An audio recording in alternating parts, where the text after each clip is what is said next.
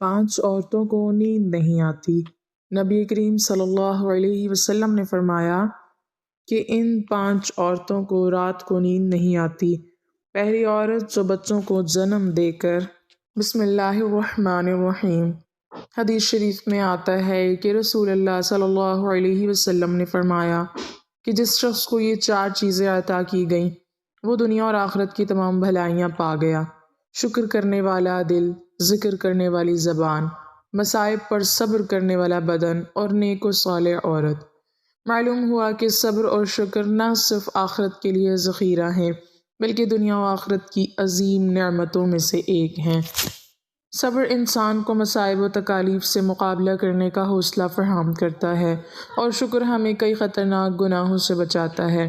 ہمارے کئی سادہ مسلمان موقع ملتے ہی قدرت کی طرف سے عطا کی ہوئی نعمتوں کی ناقدری شروع کر دیتے ہیں، حالانکہ اگر ہم صرف اپنے وجود پر ہی نظر کریں تو بے شمار ایسی نعمتیں ملیں گی جن کے بدلے میں پوری زندگی سجدے میں گزار دیں تو بھی ان کا حق ادا نہیں ہو سکتا۔ اس کے ساتھ ساتھ بے صبری اور ناشکری کی وجہ سے ہمارا جسم ذہنی دباؤ کا شکار ہو جاتا ہے اور نتیجتاً ہماری زندگی سے چین و سکون ختم ہو جاتا ہے۔ اس لیے ہمیں چاہیے کہ شریعت کی تعلیمات کو اپناتے ہوئے اپنے ذہن سے بے صبری، ناشکری، لالچ، حسد، کینہ وغیرہ جیسی بیماریاں نکال باہر پھینکیں اور صبر، شکر، ایثار، خلوص اور پیار جیسی نعمتوں سے اپنے ذہن کو تر و تازہ رکھیں۔ دنیا کا کوئی بھی شخص یہ دعویٰ نہیں کر سکتا کہ وہ خوشگوار اور پرسکون زندگی گزار رہا ہے یا اسے کسی سے کوئی شکایت نہیں ہے۔ امیر ہو یا غریب، سب زندگی کے چیلنجوں کا سامنا کرتے ہیں اور انہیں مختلف قسم کی مشکلات اور پریشانیاں لاحق ہوتی ہیں۔ جب ہم اپنے آپ سے ہی بیزار اور شکوہ نہ رہتے ہوں تو یہ کیسے ممکن ہے کہ دوسروں کی کچھ عادات اور بغض رویوں سے ہمیں کوئی شکایت نہ ہو؟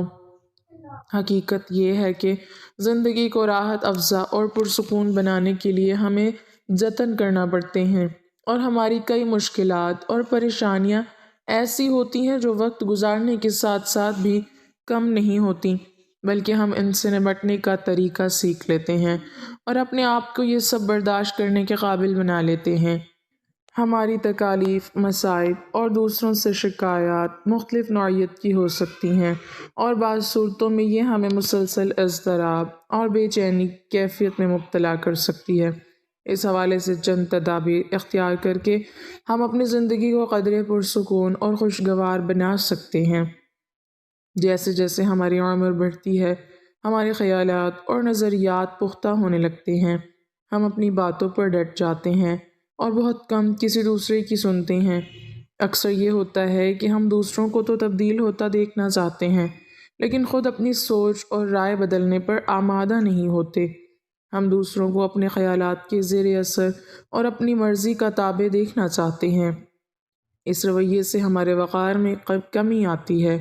زندگی بدلتی رہتی ہے، حالات کبھی ایک جیسے نہیں رہتے، اس لیے ضروری ہے کہ ہم وقت کے ساتھ ساتھ نئی چیزیں اور نئی مہارتیں سیکھیں اور ساتھ ہی اپنے رویوں میں لچک پیدا کریں۔ ہم ہمیشہ یہ سمجھتے ہیں کہ ہمیں سب کچھ معلوم ہے اور لوگوں کو ہماری قابلیت کا لازمی علم ہونا چاہیے، جبکہ ایسا نہیں ہوتا، کیونکہ علم اور مہارت مختلف نوعیت کی ہوتی ہیں اور ہمیں اس حقیقت کو قبول کرنا چاہیے۔ ہمیں دوسروں کے علم، ان کے تجربات سے بھی فائدہ اٹھانا چاہیے۔ ایسا صرف اسی صورت میں ہو سکتا ہے جب ہم اچھے سامع ہوں، لوگوں کی باتوں کو توجہ سے سنیں۔ ہم بہت سی باتیں محض جواب دینے کے لیے سنتے ہیں، ان کو سمجھنے کے لیے نہیں سنتے۔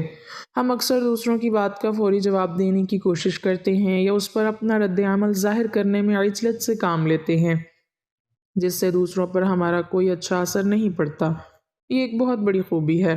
ہم دنیا میں طرح طرح کے لوگوں سے ملتے ہیں جن کی عادات مختلف ہوتی ہیں اور وہ الگ ماحول کے پروردہ ہوتے ہیں۔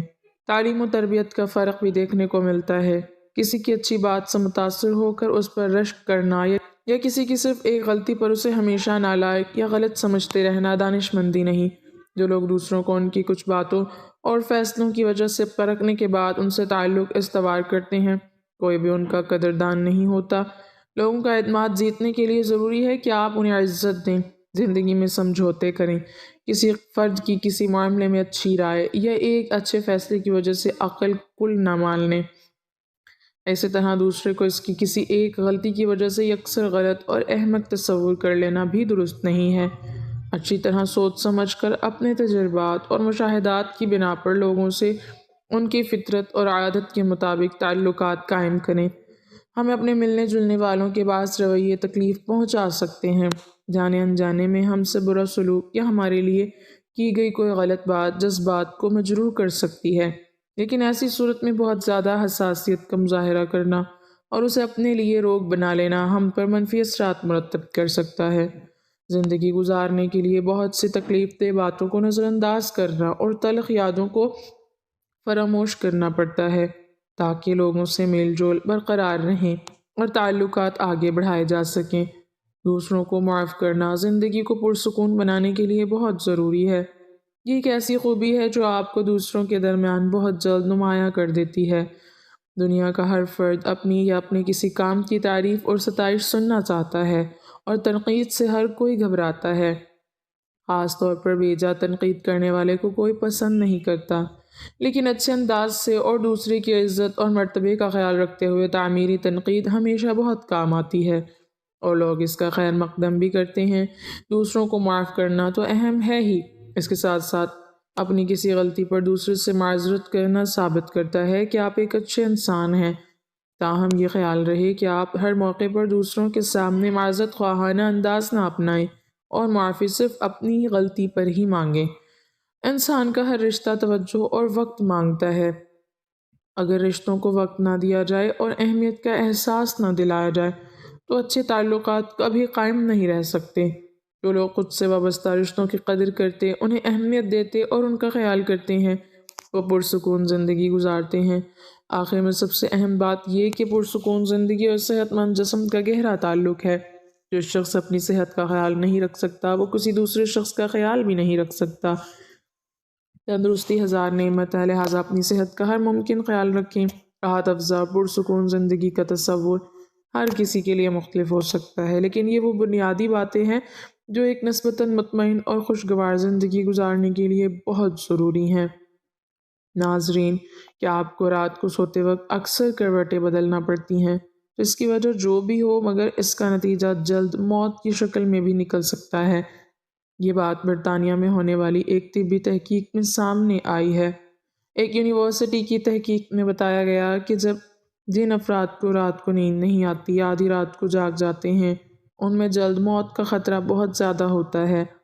اس تحقیق میں 5 لاکھ درمیانی عمر کے افراد کو شامل کیا گیا تھا اور دریافت کیا گیا کہ نیند کے مسائل سے دوچار افراد بالخصوص ذیابطیس کے مریضوں میں اس کے نتیجے میں کسی بھی وجہ سے موت کا خطرہ 87% تک بڑھ جاتا ہے۔ محققین کا کہنا تھا کہ یہ ہم پہلے سے ہی جانتے ہیں کہ نیند کی کمی اور خراب صحت کے درمیان مضبوط تعلق موجود ہے، مگر نئے نتائج چونکا دینے والے ہیں۔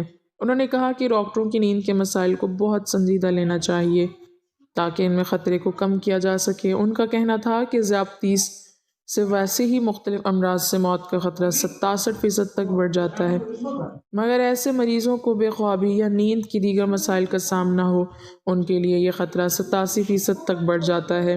اس سے قبل 2019 میں کیلیفورنیا یونیورسٹی کی ایک تحقیق میں بتایا گیا تھا کہ محض ایک رات کو کم سونا بھی ذہنی بے چینی، خوف یا اعصابی خلل کا خطرہ 30% تک بڑھ جاتا ہے۔ طبی جریدے جرنل نیچر ہیومن بیہیویئر میں شائع تحقیق میں محققین کا کہنا تھا کہ ہم نے گہری نیند کا ایک نیا فائدہ دریافت کیا ہے جو رات بھر میں دماغی کنیکشن دوبارہ منظم کر کے ذہنی تشویش اور بے چینی کو کم کر دیتا ہے۔ نیند کی کمی سے ذہن بوجھل ہوتا ہے اور مختلف مسائل کا شکار ہو جاتا ہے، جبکہ زیادہ سونا حالت کو بہتر بناتا ہے۔ ناظرین، آئیے اب بات کرتے ہیں ان عورتوں کے بارے میں جن کو رات کے وقت نیند نہیں آتی۔ حضرت محمد صلی اللہ علیہ وسلم نے فرمایا 5 عورتوں کو نیند نہیں آتی۔ وہ 5 عورتیں کون سی ہیں؟ جاننے کے لیے ویڈیو کو مکمل ضرور دیکھیے گا۔ ناظرین، آئیے جانتے ہیں ایسی 5 عورتوں کے بارے میں جنہیں نیند نہیں آتی۔ نمبر 1، جو کسی کے قتل کا ارادہ کرتی ہو۔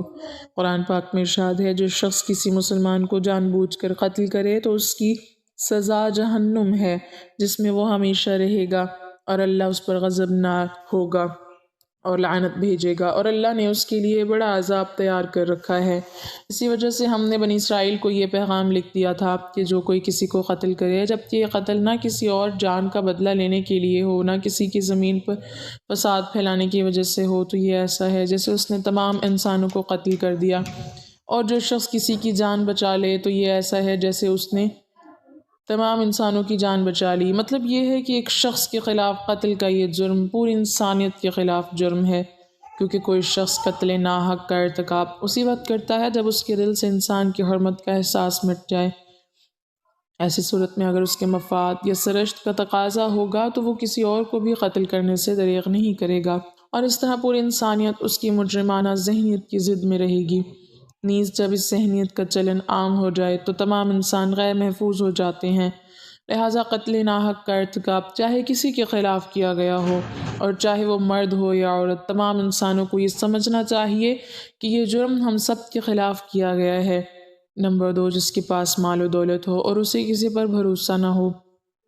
ناظرین، اکثر عورتوں میں یہ بخیل پن پایا جاتا ہے کہ وہ یا تو ہر کسی پر بھروسہ کر لیتی ہیں اور بیوقوف بن جاتی ہیں، لیکن جب اسے کہیں پر بھروسہ کرنا پڑ بھی جائے تو وہاں بھی اپنی بے وقوفی دکھاتے ہوئے ناسمجھی کا مظاہرہ کر جاتی ہیں، جو اسے بہت نقصان پہنچا جاتا ہے۔ ناظرین، مرد ہو یا عورت، تاریخ کے ہر دور میں ایک سے بڑھ کر ایک دولت مند کرۂ ارض پر نمودار ہوا اور گردش ماہ و سال کے بعد مٹی کا ڈھیر بن گیا۔ اس کے باوجود حضرت انسان سمجھنے کے لیے تیار ہی نہیں۔ دولت کے انبار پانے کے بعد صرف پیغمبر اور اولیاء ہی استقامت پر کھڑے نظر آئے، ورنہ زیادہ تر دولت نے انسان کا دماغ خراب کیا اور انسان غرور کا شکار ہوا۔ اور پھر یہی وہ مقام ہے جہاں پر اس کائنات کا اکلوتا وارث خالق کائنات حرکت میں آتا ہے، اور پھر وہ دراز رسی کو کھینچ کر انسان کو نشان عبرت بنا دیتا ہے۔ اس کی سب سے عبرت انگیز مثال قارون کی ہے، جس کی خزانوں کی شہرت ضرب المثل بن چکی ہے۔ نمبر 3، وہ جس نے لوگوں سے بہت سی جھوٹی باتیں کہی ہوں اور لوگوں پر جھوٹے الزام لگائے ہوں۔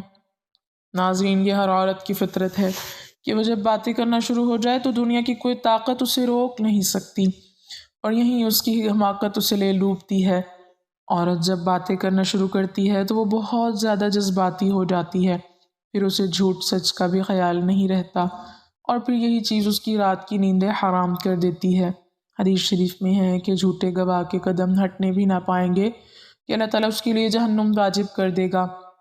جس نے کسی مسلمان کو ذلیل کرنے کے غرض سے اس پر الزام عائد کیا تو اللہ تعالیٰ جہنم کے پل پر اسے روک لے گا، یہاں تک کہ اپنے کہنے کے مطابق عذاب پالے جو کسی مسلمان پر ایسی چیز کا الزام لگائے جس کے بارے میں وہ خود بھی نہ جانتا ہو، تو اللہ تعالیٰ اسے جہنمیوں کے خون اور پیپ جمع ہونے کے مقام میں اس وقت تک رکھے گا جب تک کہ اپنے الزام کے مطابق عذاب نہ پالے۔ نمبر 4، وہ جس کی ذمہ داری زیادہ ہو لیکن اس کے پاس دینے کے لیے کچھ نہ ہو۔ کائنات کی تلخ ترین اور شفاق حقیقت بھوک ہے۔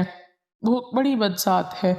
انسان، چرند پرند اور ہر ذی روح مخلوق اپنی بھوک کے سامنے بے بس ہو جاتے ہیں۔ یہی وجہ ہے کہ موجودہ حالات کے پیش نظر غربا اور بے سہارا لوگوں کے سامنے بھوک ایک بڑا مسئلہ بن کر کھڑی ہو گئی ہے۔